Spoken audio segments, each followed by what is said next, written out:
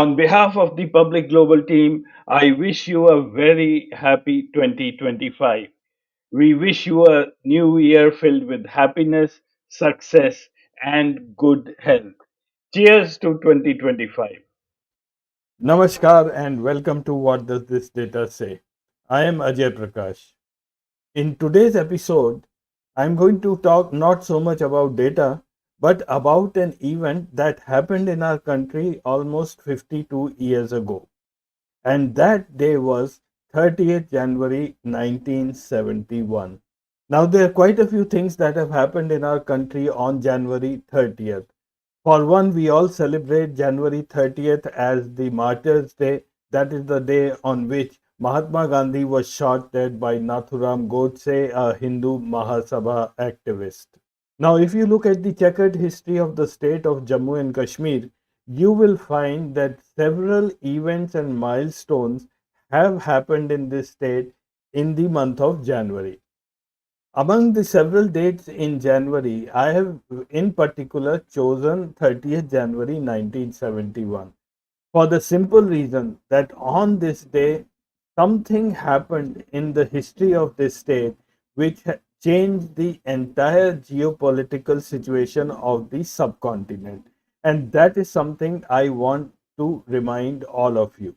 It was also on January 30th, 2023, about 2 years ago, that Rahul Gandhi's Bharat Jodo Yatra ended in Srinagar.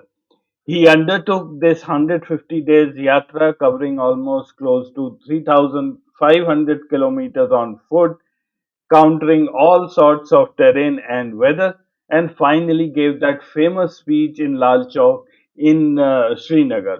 He undertook this yatra to spread the message of peace and to counter BJP systematically spreading of division between Hindus, Muslims, Sikhs, and other communities. The incident I'm going to talk about in this episode is the 1971 hijack of the Indian Airlines plane Ganga, which was on a routine flight from Srinagar to Jammu on 30th January. Now, many believe that this event was organized by our own intelligence agency, RAW, Research and Analysis Wing, to give India an excuse to stop Pakistan from using its airspace for flights which were going from West Pakistan to East Pakistan at that time. Now, once the flights were stopped by India, Pakistan had a lot of trouble reaching out to East Pakistan. This finally led to the Bangladesh Liberation War later that year in December.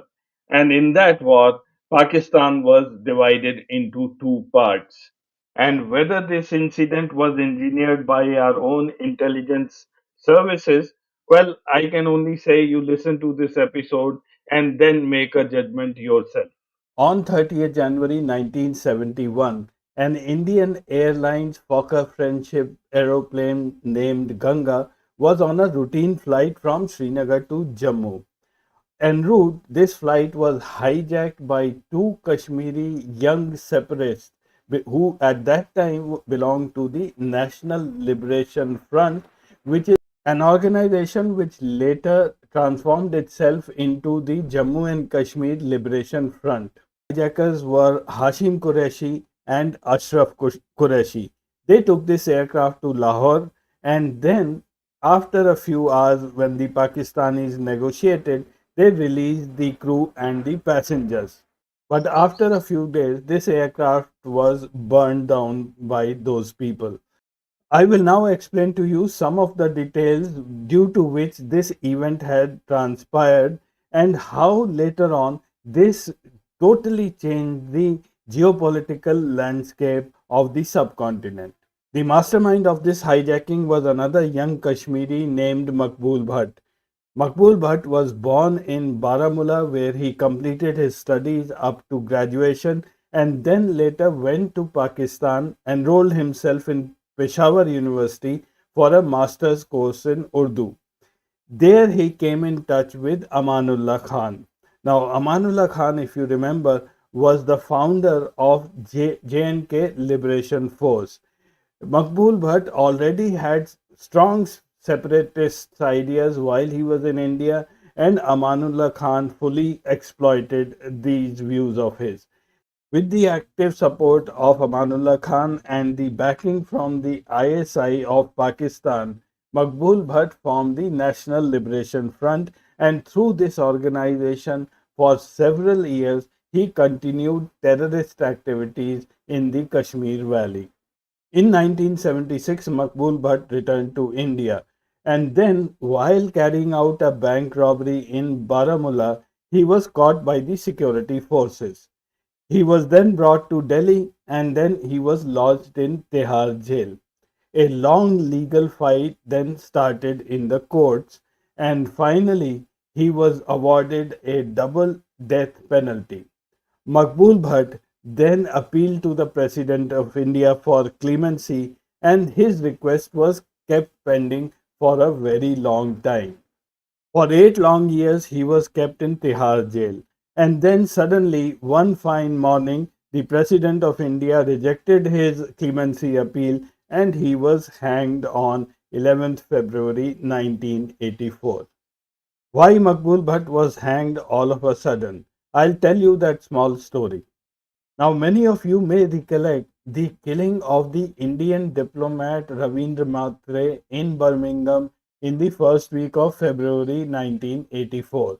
Ravindra Matre was an officer in India's consular office in Birmingham, and one day while he was coming home, he stepped out of the bus. He was carrying a birthday cake for his daughter. A few men came in a car and abducted him.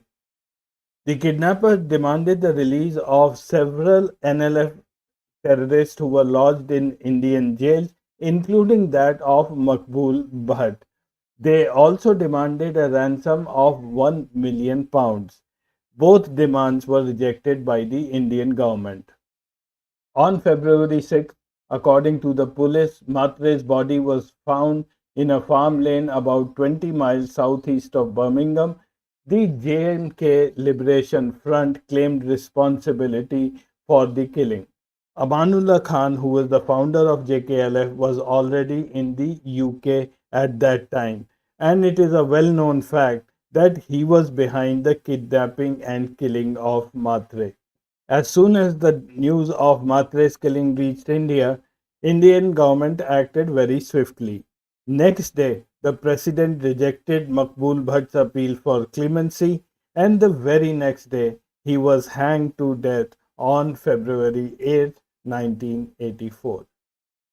Why I gave you this background is because when I tell you about the hijackers, you will be able to relate to the other characters in this whole drama and also understand how India was struggling with these Kashmiri terrorists, not only in India but also in countries abroad. Both the hijackers, Hashim Qureshi and Ashraf Qureshi, were Indians. Hashim Qureshi was born brought up in Srinagar, and that's where he completed his studies. Later on, he went to Pakistan for some business purposes, and that's where he got in touch with Maqbul Bhatt. Hashim Qureshi always thought that armed struggle is the only way to liberate Kashmir from both India and Pakistan. And that's why it became so easy for Maqbul Bhatt to work on him, who finally got him to join his own party, the National Liberation Front. And that's when the conspiracy to hijack an Indian plane was made. The whole idea behind the plan was that through this method, they would be able to highlight the cause of the Kashmiris in the global media. And also, they would be able to negotiate the release of some of their own NLF members who were in Indian jails. Maqbul Bhatt arranged for the training of Hashim Qureshi through the Pak Army and the ISI. The ISI trained him on all aspects of hijacking an airplane and went to the extent of showing him an actual Fokker F-27 aircraft so that Hashim Qureshi can familiarize himself with all aspects of the aircraft. The Pakistan Army then gave him a revolver or a pistol and one hand grenade so that he can use them to carry out the hijacking. They then brought him to the border and then quietly got him to sneak back into India. But luck did not favor Hashim Qureshi. While he was trying to sneak back into India, he was caught by the border security force. They interrogated him and they found that he was in possession of a revolver and a hand grenade. But Hashim Qureshi quickly made up a story. He said, "Yes, I have been trained by Pakistan. I was trying to sneak back in, and if the BSF lets him go, he would keep him posted about the terrorist activities being carried out through Pakistan into Kashmir." The BSF agreed to leave him, but he never told BSF the plan about the hijacking. Once back in Srinagar, he got his cousin brother Ashraf to join him. He ordered a toy pistol and then he made a grenade out of wood. He painted it in silver color so that it looks real, and then both of them were all set to put the years of training into action.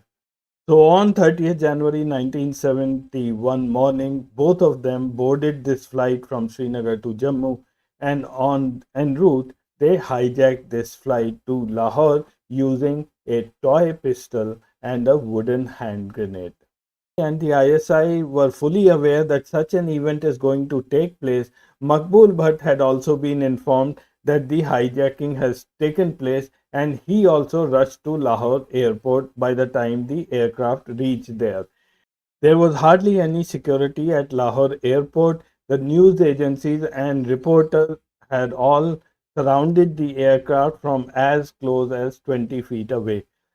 Later in the day, the security agencies in Lahore negotiated with the hijackers and secured the release of the crew and the passengers. They were all sent back to India a couple of days later through the Hussainiwala Road border. The then Prime Minister of Pakistan, Zulfikar Ali Bhutto, was at that time returning from East Pakistan after unsuccessful talks with Sheikh Mujibur Rahman. After reaching Lahore, he also met the hijackers near the aircraft. The Qureshi brothers put forth their demand asking for the release of their fellow NLF members in Indian jails and probably asked for some money as well. All of this was rejected by the government of India, and then a couple of days later, they blew up this aircraft on February 3rd, 1971. Both the hijackers were treated like heroes in Pakistan. They were invited by very prominent people within the country, including the Vice Chancellor of Lahore University. They were also paraded throughout the country as Pakistan treated them as a prize catch.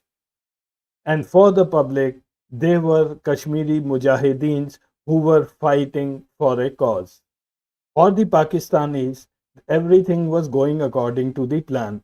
They were all happy about it and patting themselves on the back, and Kashmir was once again, in the global limelight. As always, it happens with Pakistan, they had underestimated how India would respond and the retaliation that would come from the Indians. India, under the leadership of Indira Gandhi, immediately banned all Pakistani aircraft from overflying Indian territory. Remember, this was 1971 February, and we were to go with a full scale war against Pakistan in the month of December, just 10 months down the line. The Pakistani army's atrocities in East Pakistan were increasing, and once the airspace was blocked by the Indians, they had to fly almost 6 to 7 hours to reach from West Pakistan to East Pakistan, going all around India. This action by the Indians created huge problems for the Pakistani army. The heroes of yesterday suddenly became today's villains. Hashim Qureshi, Makbul Bhatt, and Ashraf Qureshi were arrested and then tried in the Lahore High Court. After the trial, a sentence was given to all of them. Ashraf and Makbul for 2 years in prison, and Hashim Qureshi for 7 years. After serving the jail term, Hashim Qureshi fell out with Makbul Bhatt because he did not want to pursue the militancy path to get Kashmir liberated. Instead, he wanted to try a political solution, he formed his own party, the Jammu and Kashmir Democratic Liberation Front. Ashraf Qureshi decided to stay back in Pakistan. He went over to Pakistan occupied Kashmir. He became a teacher, and then there is some news that he died a few years ago. Once released from jail, Hashim Qureshi then migrated to Netherlands. After a few months, his family also joined him there. Then he started to get homesick, and finally he came back to India in the year 2000. When he landed at Delhi's Indira Gandhi Airport, he was arrested, and then his trial in India began. His plea to the court was that a person cannot be tried and punished for the same offense twice.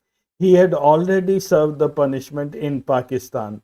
The court upheld his plea. However, he was only allowed to go out on bail. The trial since then appears to have been put in cold storage. Hashim Qureshi, with his family, today stays in the Nishat Bagh area of Srinagar and stays in a pretty large bungalow. He has given up all kinds of militancy, and today he talks of love and peace. This is how the events which started on 30th January 1971 have ended. Bangladesh was created, Pakistan was cut down to size, and yet this country does not stop its policy of state sponsored terrorism. This is an extremely short version of the entire story. I know you will have lot of questions, and so do I, and they are all going to remain unanswered. For instance, Hashim Qureshi, whenever he crossed the border, it was with the help of the BSF. And then, when he came back, he was caught with a revolver and a grenade, and yet he was released. And then this Qureshi brothers duo was able to hijack an airplane with a toy pistol and a wooden grenade, and they were able to pass through all the security checkpoints at Srinagar airport, which normally is a very sensitive airport. Also, it is said that Hashim Qureshi was not in favor of blowing up the plane. It was the Pakistani security agencies which brought him a can of kerosene and forced these guys to blow up that aircraft. So, in this world of espionage, it is very difficult to find out who is an agent and who is a double agent. Thank you very much for watching this episode. I'll see you again next week with some more interesting data. Till then, namaskar and goodbye.